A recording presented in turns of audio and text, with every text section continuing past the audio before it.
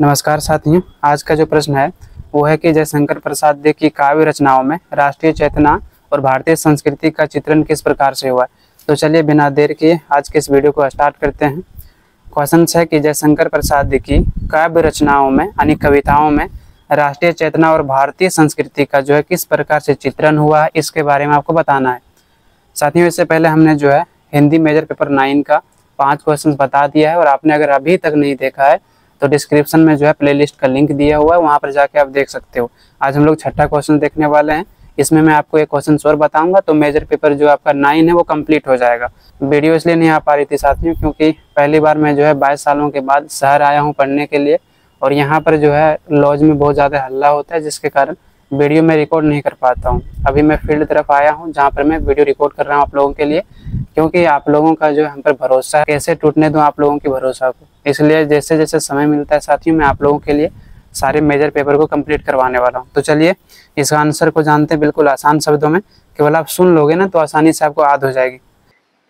सबसे पहले साथियों आपको परिचय देना है कि जयशंकर प्रसाद जी जो थे एक महान कवि थे, नाटककार थे, उपन्यासकार थे और निबंधकार थे। यानी जयशंकर प्रसाद जी जो है एक कवि के साथ साथ एक नाटककार भी थे, एक उपन्यासकार भी थे और एक निबंधकार भी थे, जिन्होंने अपनी रचनाओं से हिंदी साहित्य को बहुत ऊंचाई तक पहुंचाई।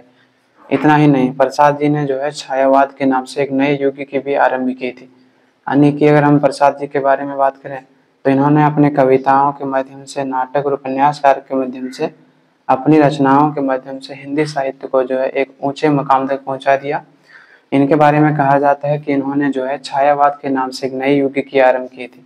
छायावाद क्या था? तो छायावाद जिसमें प्रकृति का जो है सुंदर वर्णन, प्रेम की गहरी भावनाएं और रहस्यवाद प्रमुख रूप से दिखाए गए हैं। यानी कि प्रसाद जी ने जो है जो छायावाद युग की आरंभ की थी उसमें प्रकृति के जो सुंदर है ना उनका वर्णन किया गया है। प्रकृति कितना सुंदर है और मनुष्य से कहा कि हमें अपनी प्रकृति के प्रति प्रेम करना चाहिए, उनके साथ जो है गहरी भावनाएं रखनी चाहिए। यानी केवल हमें मनुष्यों के साथ प्रेम नहीं करना चाहिए बल्कि प्रकृति यानी नेचर के साथ प्रेम करना चाहिए, उनको क्षति नहीं पहुंचाना चाहिए। उनकी कविताओं में भारतीय संस्कृति की जो गौरवशाली परंपरा है और देशभक्ति की भावना जो है वो साफ रूप से दिखाई देती है। इन्होंने जितने भी कविताओं को लिखा है, चाहे नाटक हो या उपन्यासकार हो, उन सभी में जो है भारतीय संस्कृति के बारे में जो है उनके गौरवशाली इतिहास के बारे में बताया गया है, ताकि जो है भारतीय लोग अपने देश के प्रति प्रेम कर सके। इस प्रकार से इन्होंने अपनी कविताओं के माध्यम से देशभक्ति की भावना को फैलाने का प्रयास किया है। उसके बाद आपको लिखना है जयशंकर प्रसाद की रचनाओं में राष्ट्रीय चेतना के स्वरूप, क्योंकि आपको प्रश्न में यही पूछा गया है। जयशंकर प्रसाद की कविताओं में जो राष्ट्रीय चेतना है किस प्रकार से व्यक्त हुआ है, हम लोग कुछ बिंदुओं के माध्यम से समझ सकते हैं। जैसे कि पहला है कि राष्ट्रीय चेतना को जगाना, यानी कि प्रसाद जी ने जो है राष्ट्रीय चेतना को किस प्रकार से जगाने का प्रयास किया अपनी कविताओं के माध्यम से। प्रसाद जी की जब हम बात करते हैं तो इन्होंने राष्ट्रीय चेतना सिर्फ देश को आजाद कराने तक सीमित नहीं है, यानी इन्होंने जो राष्ट्रीय चेतना फैलाई अपनी कविताओं के माध्यम से, अपने नाटक या उपन्यास के माध्यम से, वो केवल देश की आज़ादी की बात नहीं करता है बल्कि वे चाहते थे कि लोग भारत के जो पुराने गौरवशाली इतिहास है और जो संस्कृति है उनको पहचाने और उस पर गर्व करें। यानी कि जयशंकर प्रसाद जी चाहते थे कि जो हमारी पुरानी इतिहास रही है लोग उनको जाने और संस्कृति को पहचाने, तभी हम जो अपने देश के प्रति गर्व कर सकेंगे। उनकी कविताएं जैसे कि हिमिद्री तुंग श्रृंग से प्रबुद्ध शुद्ध भारती, इस प्रकार से एक कविताएं हैं, और एक है अरुण यह मधुमेह देश हमारा। तो इसको अगर आप पूरा देखना चाहो तो आप जो है गूगल में सर्च कर सकते हो, लेकिन अगर जो है कोड के रूप में आप इतना लिख सकते हो कि हिमिद्री तुंग श्रृंग से प्रबुद्ध शुद्ध भारती, और एक है अरुण यह मधुमेह देश हमारा। हमें अपनी जो आध्यात्मिक मूल्यों, भाषा और सदियों पुरानी जो परंपरा है उनका जो है याद दिलाती है। इनकी यह जो कविता है उसमें जो है हमारी जो पुरानी भाषा है, जो हमारी पुरानी संस्कृति है, परंपरा है, उनका याद दिलाती है और कहती है कि हमारा जो संस्कृति है वो कितना महान है। उनका मानना था कि जब हम अपनी संस्कृति पर गर्व करेंगे तभी सही मायने में भारत एक मजबूत राष्ट्र बन पाएंगे। यानी कि प्रसाद जी का मानना था कि जब हम अपनी संस्कृति पर गर्व करेंगे, इतिहास पर गर्व करेंगे, तभी जो है सही मायने में हमारा जो राष्ट्र है वह एक मजबूत राष्ट्र बन सकेगा। दूसरा पॉइंट आपको बनाना है कि आजादी के लिए संघर्ष की प्रेरणा, यानी कि प्रसाद जी ने जो है आजादी के लिए संघर्ष की प्रेरणा किस प्रकार से दी थी। प्रसाद जी का जो राष्ट्रवाद है सिर्फ हाथ जोड़कर आजादी मांगना नहीं था, बल्कि वह बदलाव लाने और संघर्ष करने की भी हिम्मत देते थे।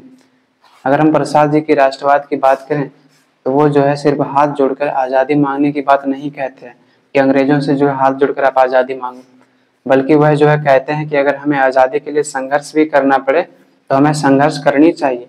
वे मानते थे गुलामी और समाज की बुराइयों से मुक्ति तभी मिलेगी जब लोग खुद आगे बढ़कर लड़ेंगे और जागरूक होंगे। प्रसाद जी मानते थे कि समाज में जो बुराइयां हैं तभी समाप्त होगी जब सभी लोग आगे आएंगे और उससे लड़ेंगे, तभी हमें जो है अंग्रेजों से मुक्ति भी मिलेगी। उनकी कविताएं लोगों को एकजुट होकर अपनी आज़ादी के लिए आवाज उठाने और लड़ने की प्रेरणा देती है, जिससे वे गुलामी की जंजीर को तोड़ सके। प्रसाद जी की जो कविताएं हैं, जो रचनाएं हैं, उस रचनाओं में जो है लोगों को एकजुट होने की प्रेरणा देते हैं और एकजुट होकर आवाज उठाने की बात करते हैं, तभी जो गुलामी की जंजीर है वो जो है तोड़ सके। क्योंकि जब प्रसाद जी कविता लिख रहे थे ना, उस समय भारत एक गुलाम राष्ट्र था।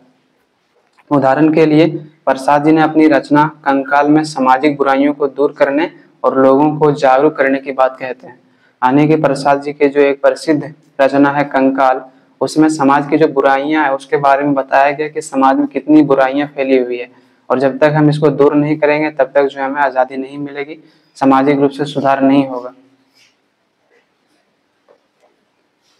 तीसरा पॉइंट है कि राष्ट्र का व्यापक स्वरूप।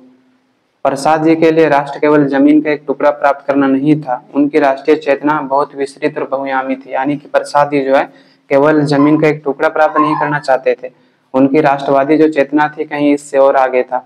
इनमें सिर्फ जमीन, भाषा और संस्कृति ही नहीं बल्कि इतिहास, समाज के मूल्य, महिलाओं की स्थिति और आर्थिक आत्मनिर्भरता जैसे पहलू भी शामिल थे। यानी कि प्रसाद जी की जो राष्ट्रीय चेतना है उसमें जो है केवल जमीन की बात नहीं करती है कि जब हम जो है भारत को एक भौगोलिक रूप से स्वतंत्र प्राप्त कर लेंगे, बल्कि वो भाषा की बात करती है, बल्कि हमारी संस्कृति की बात करती है, जो इतिहास रहा है गौरवशाली इतिहास भारत का उसकी बात करता है।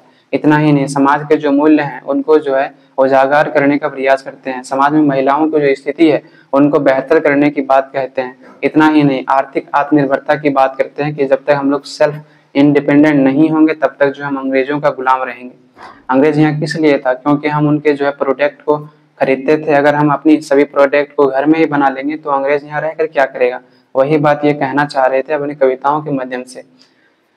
वे राष्ट्र को एक जीवंत सांस्कृतिक और सामाजिक इकाइयों के रूप में देखते थे। उनका मानना था कि जब इन सभी क्षेत्रों का विकास होगा और उनमें नई जान आएगी तभी वास्तविक स्वतंत्रता मिल पाएगी। यानी वो राष्ट्र को जो है एक जीवंत संस्कृति मानते थे। कहते थे जब तक समाज में सुधार नहीं आएगा तब तक जो है हमारा राष्ट्र में जो है प्रगति नहीं होगा, इसीलिए सामाजिक सुधार जरूरी है। उनका मानना था कि जब इन क्षेत्रों में सुधार हो जाएगा तभी जो है हमारा राष्ट्र विकास कर पाएगा और हमें जो है वास्तविक रूप से स्वतंत्रता मिल जाएगी। अंग्रेजों से स्वतंत्रता वास्तविक स्वतंत्रता नहीं है, बल्कि जब हम सामाजिक, आर्थिक और सांस्कृतिक रूप से स्वतंत्र होंगे तभी वास्तविक स्वतंत्रता कहलाएगी। उसके बाद जो है नेक्स्ट पॉइंट बनाना है कि जयशंकर प्रसाद के कविताओं में भारतीय संस्कृति का चित्रण किस प्रकार से हुआ है। तो जैसे कि हम लोगों को दूसरा यही प्रश्न पूछा गया है कि जयशंकर प्रसाद की कविताओं में भारतीय संस्कृति का चित्रण बताएं, इसीलिए हमने कहा है कि जयशंकर प्रसाद ने जो है अपनी कविताओं में भारतीय संस्कृति को सिर्फ रीति रिवाजों तक सीमित नहीं रखते हैं, बल्कि इसे जीवन जीने का एक गहरा दार्शनिक तरीका भी मानते हैं। आने की संस्कृति जब भी बात की जाती है तब केवल आप रीति रिवाज के बारे में बात समझ पाते हो कि जो हमारी रीति रिवाज है वही हमारी संस्कृति है। नहीं, हमारी संस्कृति कुछ और है। क्या है? तो पहला क्या है तो संस्कृति का जो है गहरा दर्शन और विस्तार की जब हम बात करते हैं तो प्रसाद जी की कविताओं में भारतीय संस्कृति सिर्फ बाहरी दिखावा नहीं है कि जो हमारा रीति रिवाज है, जो पर्व त्योहार है, वो हमारा असल माने में संस्कृति का भाग है, लेकिन केवल उतना ही नहीं है बल्कि जीवन को समझने का एक गहरा दर्शन संस्कृति है। उनके महाकाव्य एक है रामायणी में यह स्पष्ट है, जहाँ वे कर्म, योग, भक्ति और ज्ञान जैसे भारतीय दर्शन के सिद्धांतों को दर्शाते हैं। यानी कि वो कहते हैं कि हमें कर्म करना चाहिए, अच्छा कर्म, हमें भक्ति करनी चाहिए, हमें ज्ञान अर्जन करना चाहिए, तभी जो है हम अपनी संस्कृति को समझ सकते हैं, बेहतर लाइफ को जो है हम जी सकते हैं। उनके लिए जो है अपनी संस्कृति समाज के विकास के लिए बहुत जरूरी है, जो हमें अपने अतीत से जोड़कर भविष्य की राह दिखाती है। यानी प्रसाद जी की जो संस्कृति की धारणाएं हैं उसमें यह बताने का प्रयास किया है कि जब हम अपनी संस्कृति को समझेंगे तभी जो है हमारा समाज विकास हो पाएगा। इस प्रकार से उन्होंने जो है अपनी संस्कृति को अतीत से जोड़कर भविष्य की राह दिखाने का प्रयास किया है कि हम अगर अपने संस्कृति को मानेंगे तभी हम जो है समाज में आगे बढ़ सकेंगे। दूसरा है और अंत पॉइंट है कि नारी का सम्मान और आधुनिक सोच। यानी कि प्रसाद जी ने जो है नारी का किस प्रकार से सम्मान किया अपने कविताओं में, और आधुनिक सोच भी इन्होंने बताया कि नारी के प्रति हमारी धारणाएं क्या होनी चाहिए। प्रसाद जी की जो कविताएं हैं उसमें नारी शक्ति को बहुत महत्व दिया गया, यानी नारी को बेसिकली बहुत ज्यादा महत्व इन्होंने दिया है। वैसे नारी जो है वे नारी को जो केवल कमजोर नहीं बल्कि राष्ट्र निर्माण की महत्वपूर्ण शक्ति मानते थे। यानी कि प्रसाद जी मानते थे कि नारी केवल कमजोर ही नहीं होती, अगर वो चाह ले तो अपने राष्ट्र निर्माण में महत्वपूर्ण भूमिका निभा भी सकती है, और महिलाओं ने निभाया भी स्वतंत्रता के दौरान। उनकी कविता जो है नारी तुम केवल श्रद्धा हो, नारी के उच्च स्थान और उनके योगदान को दर्शाती है।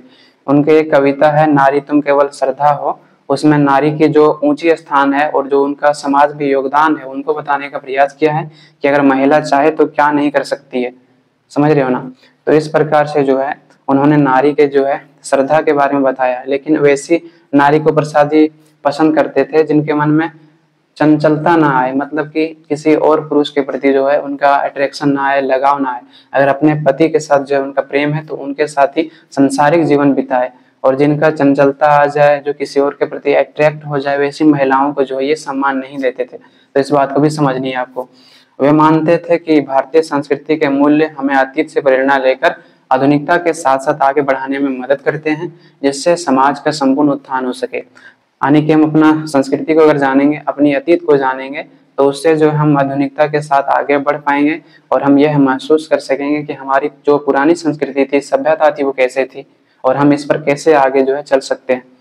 और अंत में साथियों आपको निष्कर्ष देना है कि उपयुक्त तथ्यों के आधार पर हम यह कह सकते हैं कि जयशंकर प्रसाद जी ने अपने रचनाओं के माध्यम से भारतीयों के दिलों में राष्ट्रीय चेतना को फैलाया और अपनी संस्कृति से प्रेम करना सिखाया। यानी उपयुक्त तथ्यों का मतलब है ऊपर में जो हमने तथ्य लिखा है उसके आधार पर हम ये कह सकते हैं कि जयशंकर प्रसाद जी ने जो है अपने रचनाओं के माध्यम से जो भारतीयों के दिलों में राष्ट्रीय चेतना को फैलाने का प्रयास किया है।